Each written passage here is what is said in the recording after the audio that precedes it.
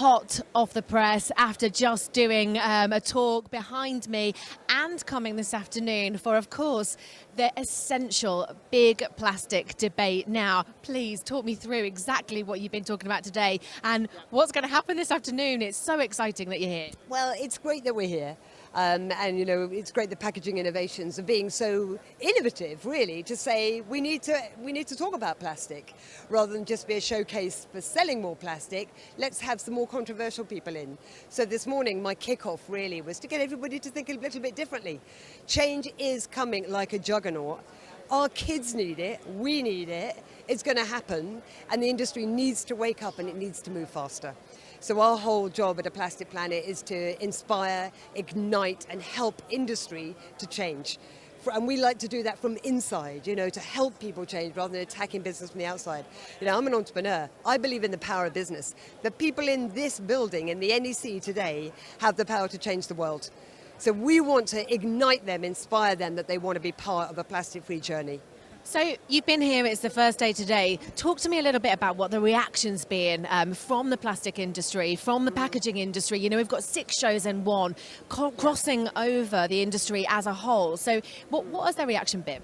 Well, that's a good question. Obviously, we just started, so we'll see. I mean, we did Packaging Innovations in September in London. We only got 1 death threat. I thought that was quite a good record.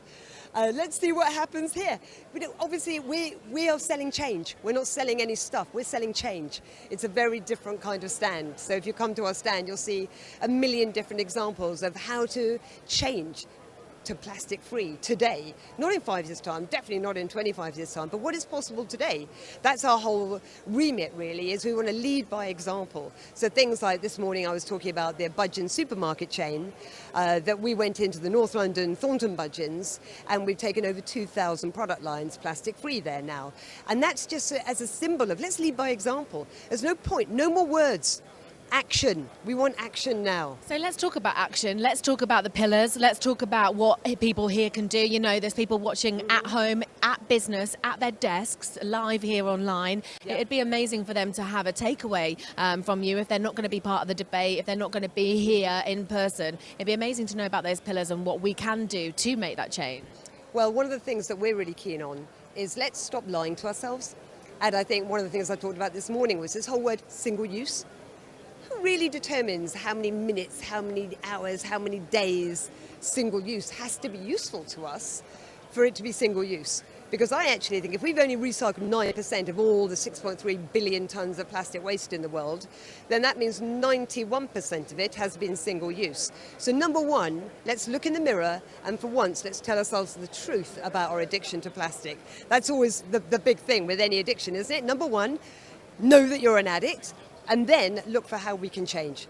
So we work at a number of different levels. We work at government level. We have an EDM, an early day motion, which is being discussed in Parliament right now, which is asking for an outright ban on the export of our plastic waste to developing countries. I cannot believe that we're still sending over 60% of our plastic waste to countries like Myanmar and Mozambique.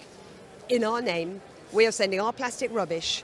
You know, in your name, my name, everybody here's name, our waste is going to some of the poorest people in the world, expecting them to deal with it. And then we say, oh, they don't really have quite the infrastructure. This is an intended consequence now. People talk to me all the time about, oh, we've got to be careful, Sian, unintended consequences. If we switch from this miracle material plastic packaging, there'll be unintended consequences. Right now, the fact that we ship our waste abroad to countries that cannot cope with it is an intended consequence. And we need to fess up to that and we need to change. So change is going to happen at a number of different levels. What is so exciting, I am an eternal optimist, is that there is so many new materials coming out. There's a massive consumer demand. People want to buy plastic free. We see that with our consumer trust mark. We've got some 90 brands and businesses applying for that. So you can see this change happening. So it's happening at grassroots level with all these amazing people who want change to happen.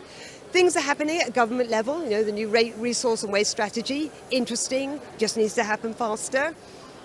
Industry in the middle, this is the bit that can change the world. So this is our job, is to ignite business internally so that we can really make change happen faster. And it's fantastic, isn't it? Because seeing it's plastic innovations, for an example, because we are here and that's what we're talking about. Sorry, it's something that they are focusing on. It's something that they are having a discussion about. It's something, of course, stop the talking, but we have to start the talking here to be able to make the change, don't we? Yes. So at the end of your talk, were there any interesting questions? Was there anything that anybody, because I find that quite fascinating, and people that come to watch you and hear you, and they always come up with something really quite off the wall sometimes, hey? Well, unfortunately, I was all words. There was no time for questions. I was the warm-up act for Ian from Iceland. So that wasn't really the format this morning. That was a little bit of, a monologue to try and ignite everybody. This afternoon, that's going to be the big debate. And I think that's the one that everybody is really going to be interested in seeing, because how unusual is it for plastic campaigners like ourselves, who really represent the people, to have an opportunity to go head-to-head with the British Plastics Federation. So I think that's going to be very interesting. Well, good luck this afternoon. We're going to be streaming that live, so make sure you check out the big plastic debate. It's going to be absolutely fascinating. You can also join in on our social media as well. Good luck. Thank you. I'll need it.